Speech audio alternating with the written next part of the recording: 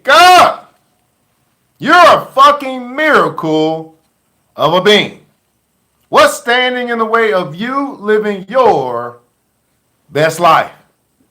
This is the RGJ Book Club, and we are continuing our journey into the book Unfuck Yourself, Get Out of Your Head and Into Your Life. Unfuck Yourself, Get Out of Your Head and Into Your Life by Gary John Bishop. I'm your host, ERGJ, Certified Global Financial Educator, CEO of ERGJ Enterprises, The Black Bazaar, and international best-selling author of the book, The Black Billionaires Club. I want to say thanks so much for joining us here today as we take 30 minutes of our day, 30 minutes a day to keep broke and stupid away. While you are connecting, go ahead and put in the comments below. Let us know where you're connecting from, what city, what state, what country, what city, what state, and or what country you might be viewing this from here today. We understand that our reach goes far beyond our wildest imagination, so we just love to know where you're connecting from here today. We're going to get right into this thing, beautiful people, on this Tuesday, May 9th, 2023. We're going to continue into the third chapter, which is I Am Wired to Win. Go ahead and put that in the comments below. I'm wired to win. I am wired to win. Now, let's go ahead and do a recap from last episode. If you missed it, you can just go ahead and scroll down, look at our videos, and you can catch up if you are behind. No problem. This book has been written so that we can pick up from wherever, okay? I am wired to win. Here's how we left off just yesterday. You see, our thoughts are so powerful that they are constantly pushing you towards your goals. Everybody put it down. So my thoughts are powerful. Your thoughts are so powerful that they're constantly pushing you towards your goals, even when you don't realize what those goals actually are. That brings us to our next assertion. I am wired to win. You're always winning. Everybody put it down. So all I do is win. You're always winning because your brain is wired to.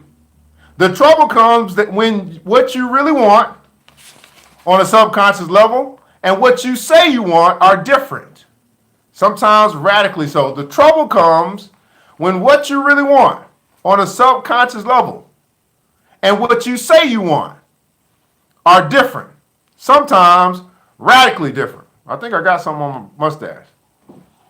Let's go ahead and get into this thing here today. Good morning to you. Monica Allison, Brother Mark Hagens is in the building, watching us here live on Facebook and YouTube. Ruler of your domain.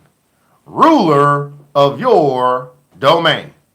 In his research, Dr. Bruce Lipton, the famous stem cell and DNA scientist, found that 95% of what we do in our day-to-day life is controlled by our subconscious.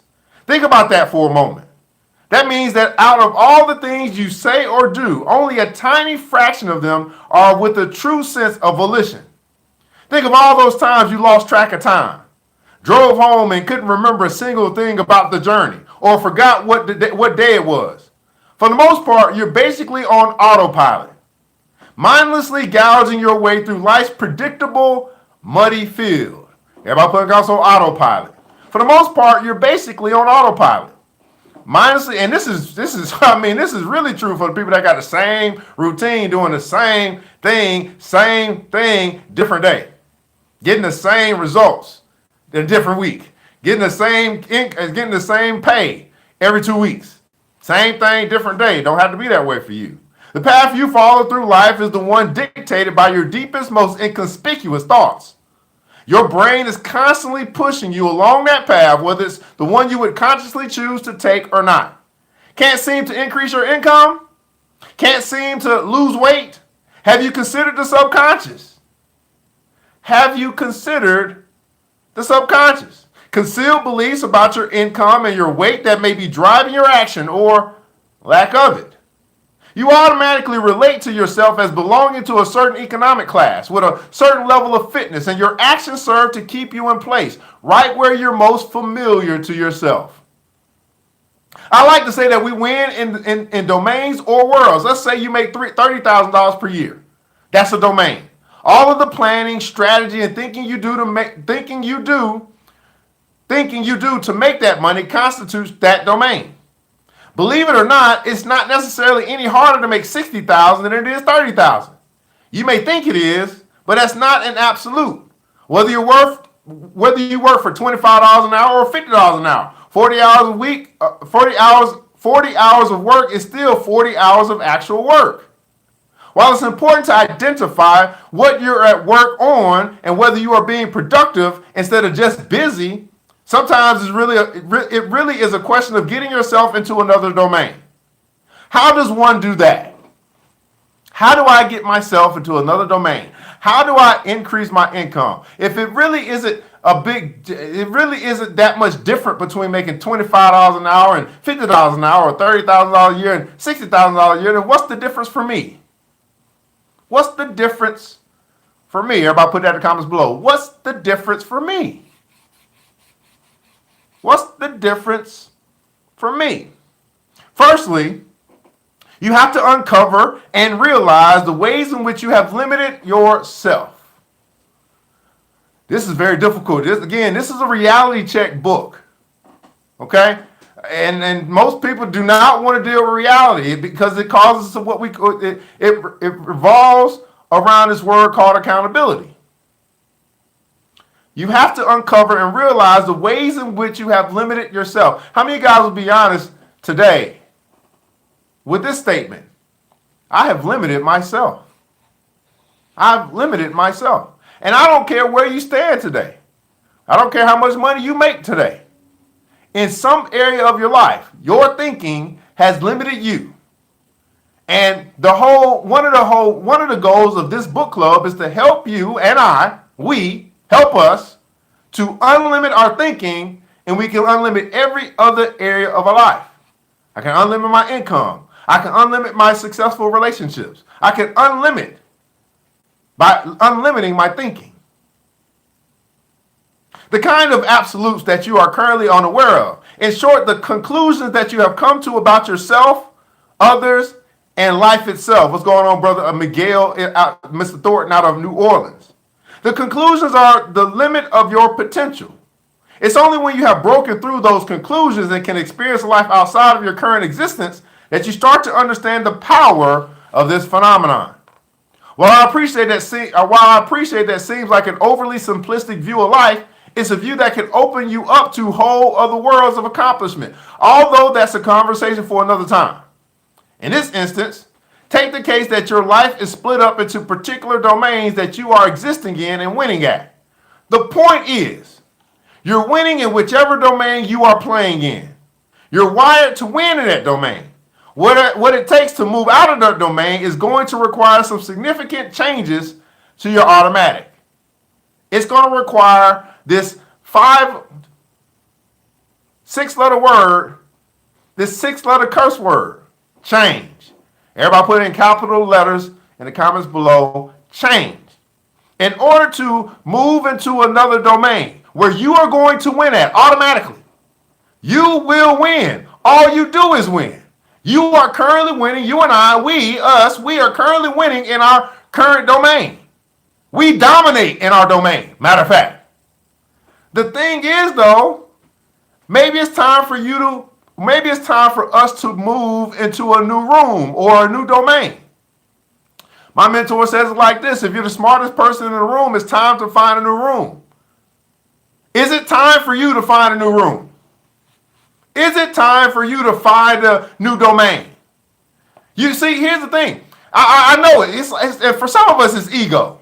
For some of us, it's ego. Because we are in this domain that we dominate, everybody that's in that domain with us, they give us the round of applause. They pump us up. They honor us. They admire us. And that makes us feel good.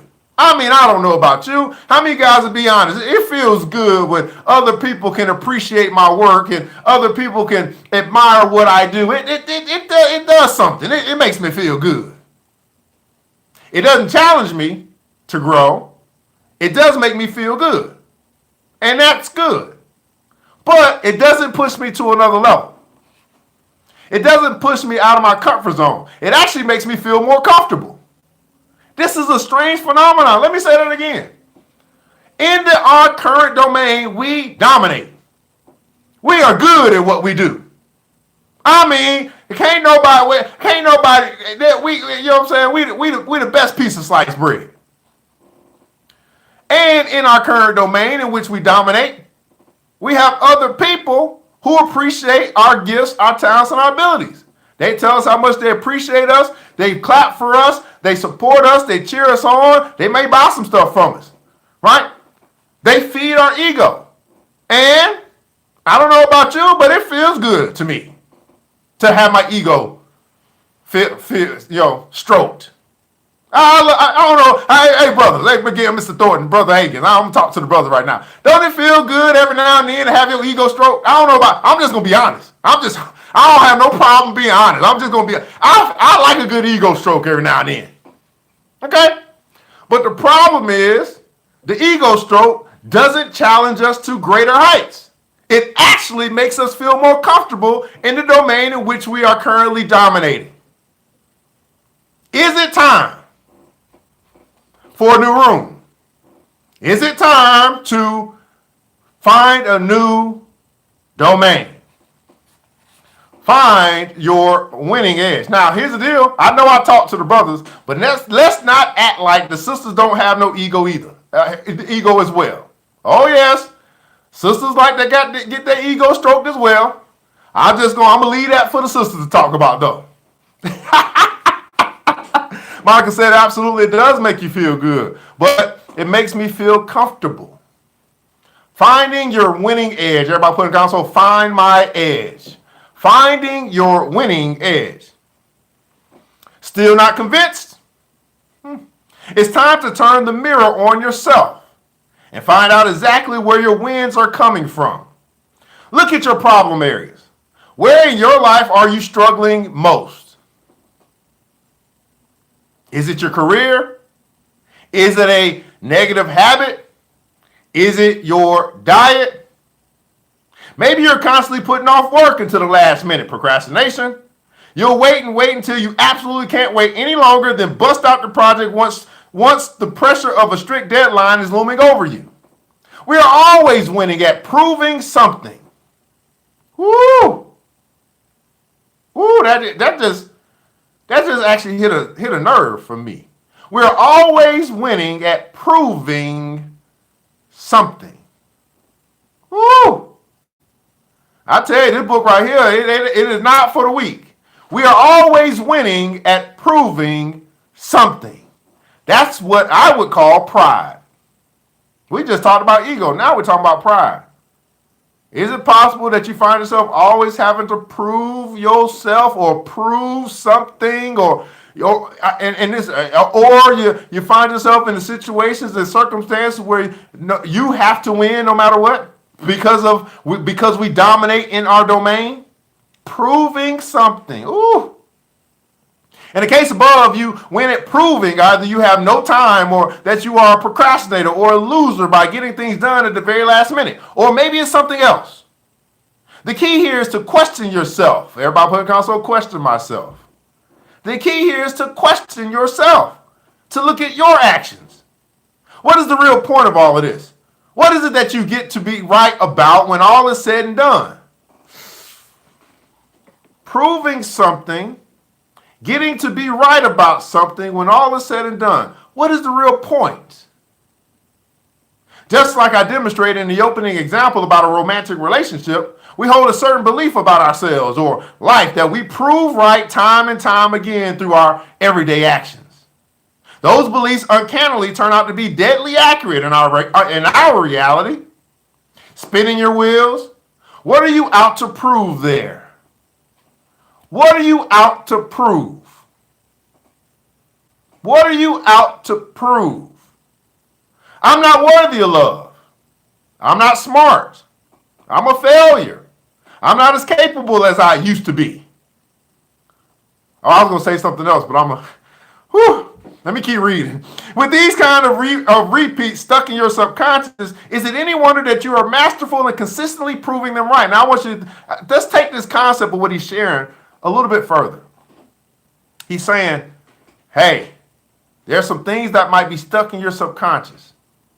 And I have found, and you guys help me out with this, I have found some of the things that are stuck in our subconscious go all the way back to childhood or adolescence or our early days. They go back. Not only are they stuck, they stuck between a rock and a hard place because we not clearing no pathway to get it out. It's almost as if I know it's there, and it is my crutch. It's my crutch. Although I went through it and I experienced it and I have now labeled it and I put it into some compartment into the deepest parts of my subconscious or the deepest part of my heart, I recognize it. I can even define it and talk about it. But I still am not ready to let it go. I'm still not ready to move on. I'm still not ready to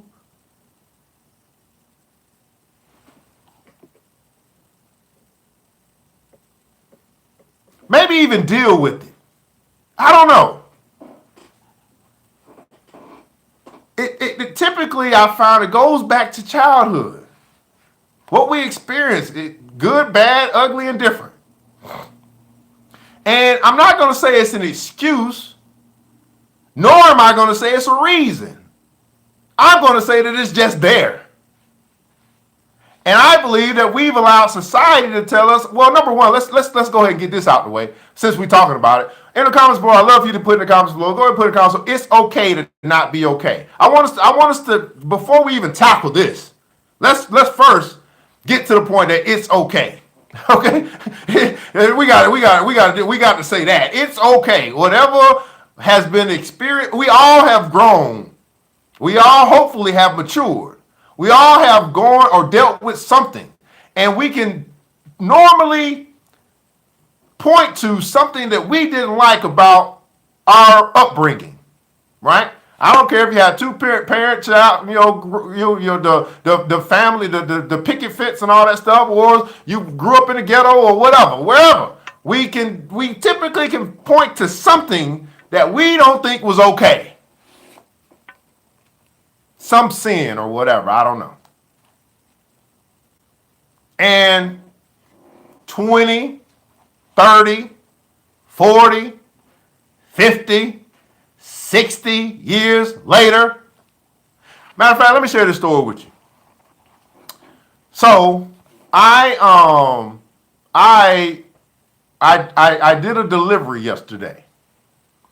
And I every now and then I go to this old white woman's house. Old white woman, just hunchback. And she's elderly, and she normally orders like cat litter or something like that. So she can't pick the box up.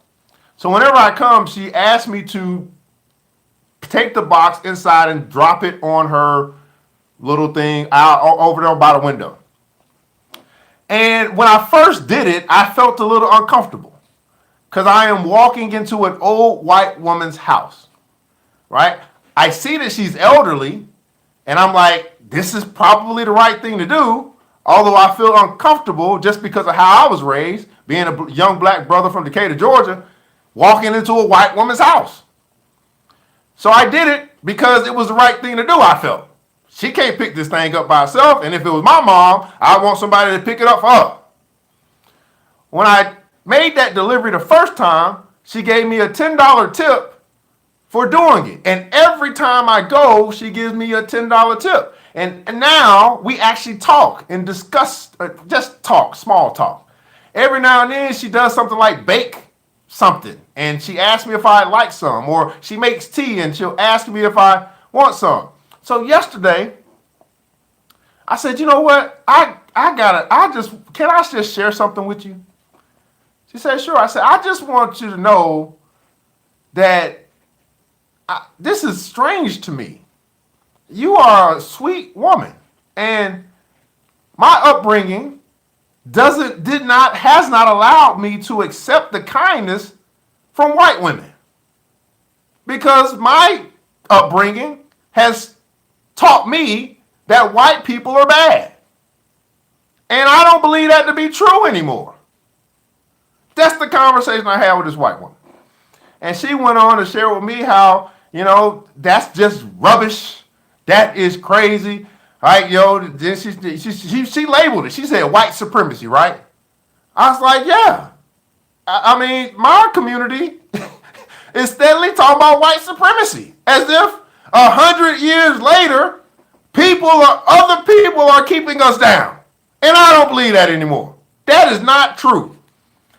I know that people made mistakes and people did whatever they did, 100 years ago, but it's 100 years later. And she gave me another $10 tip, by the way.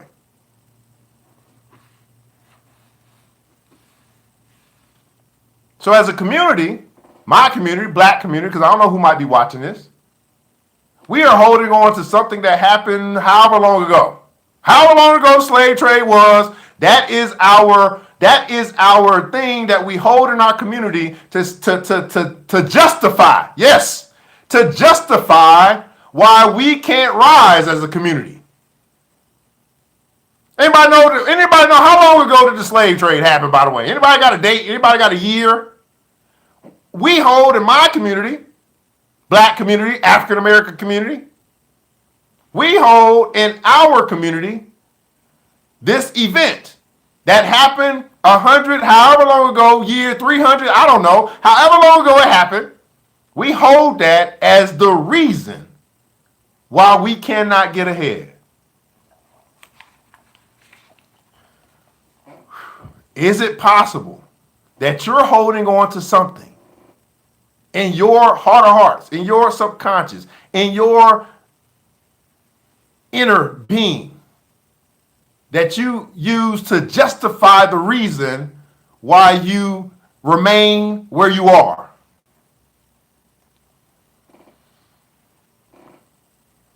I'm just going to drop that right there. I think somebody can pick up the mic later. With these kind of repeats stuck in your subconscious, is it any wonder that you are masterful in consistently proving them right? To succeed in another, more positive way, you'd have to prove those firmly held beliefs wrong. That's what I did. I proved to myself, just through life and experience, and experiencing this elderly white woman, and many others, that what I've been taught, it might be sincere, but it's sincerely wrong. That don't mean that you've learned that lesson yet. I learned that lesson.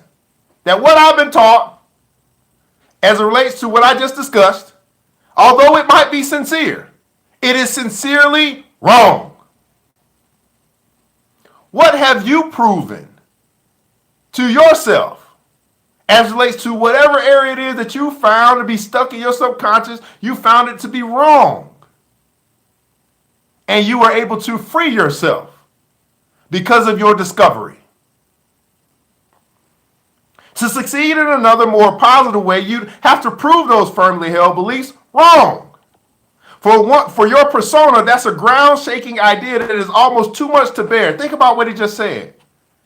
For me to go on the journey of proving myself, proving what I believe, proving what I've held on to, proving to myself or for myself, this long-standing, firmly held belief,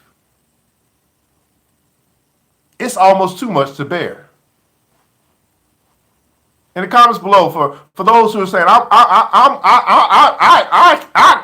want change, and I'm willing to do the things that's necessary for change. If that's you, put in the comments below, I'm willing. Are you willing to go on that journey? Are you willing to go on the journey of discovery within your own firmly held beliefs that you've been holding on to for 10 or 20 or 30 or 40 or 50 years? Now, that doesn't mean that all your beliefs are wrong. That does not mean that at all. Some of your beliefs are right. But it could be that some of them are wrong. It would, in fact, unsettle the very foundations of who you have become.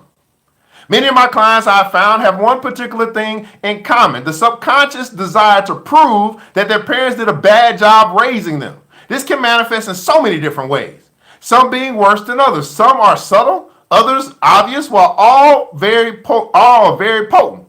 You might try to prove that your parents failed to raise you well by treating your body like crap, or getting arrested, or becoming addicted to drugs or alcohol, or dropping out of school, or consistently failing in relationships, or encountering chronic financial crisis, or any one of a number of seemingly randomly paths we get ourselves lost in.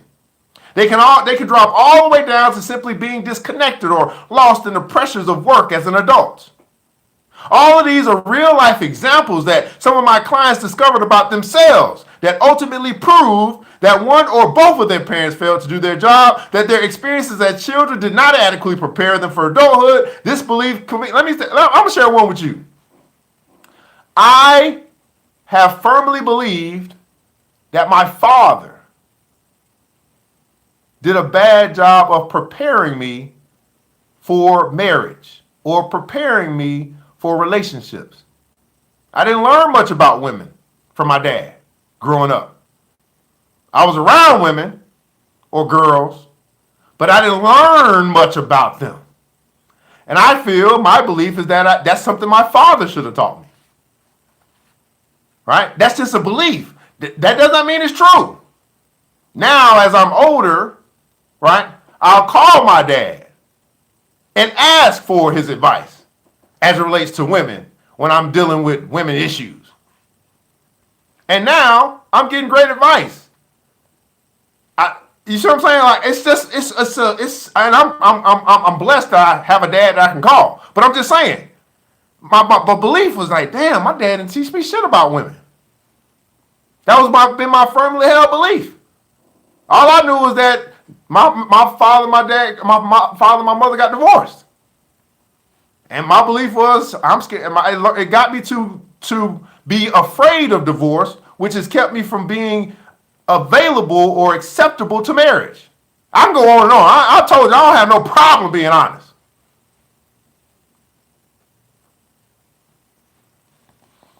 Hey, this might be therapy for some people. I don't know.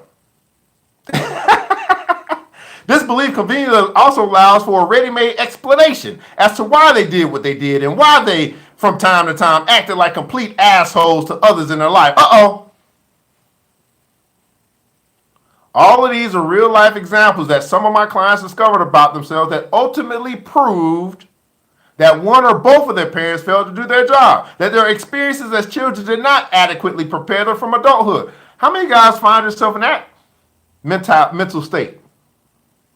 This belief conveniently also allows for a ready-made explanation as to why. That's called justifying. As to why they did what they did and why they, from time to time, acted like complete assholes to others in their life. How many guys will be honest and say, from time to time, I can be a complete asshole to others. And maybe you haven't connected it to whatever is firmly rooted in your subconscious. It just comes out. Can you see ways in which you do this in your own life? Think of the problem areas in your life. Now think about them in terms of what you are winning at. What do you see there? If you're struggling to get work done, perhaps you believe that you're incapable or lazy. You prove that idea every single time you pause or procrastinate. You're proving to yourself and others that you really are that person. Why do we do such things? We are survival machines, and what better way to survive what's to come than by reliving what has been? After all, it got you this far. Regardless of how bad or negative it has been, you have survived. Everybody put comments on, I'm a survivor. Maybe that's our survival mechanism. It has gotten us this far. Let's keep relying on it, right? Wrong. It's got me this far. Why don't I keep doing it? Because that's not the sign of a person who's saying, I want to get better. It's the sign of a person saying, I'm not quite mature in this particular area, so I'm going to continue to be immature in this particular area and not grow. I'm going to fall back to my childish ways so I can survive. Don't limit yourself to the examples I'm giving. They're just that, examples. You could be winning at something completely different. Take some time for introspection. If need be, write down the patterns you are seeing. Put the pieces of the jigsaw together. Maybe you had great parents but still find yourself incapable of committing to one person. Could it be because you believe your significant other couldn't possibly live up to the example you were raised with? The point is, we all have these items. Search out and connect all the different situations that came into play in your life. Take note of all the times you broke your promise to diet, save your money, or speak your mind. Consider how many days you skipped the gym. Think about how you went to the mall instead of the bank. Pick one and see if you can discover the win.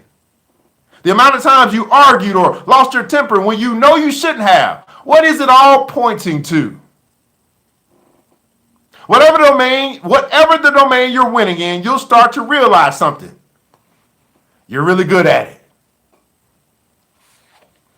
You are really good at it. I am really good at it. Woo! It's getting hot in here.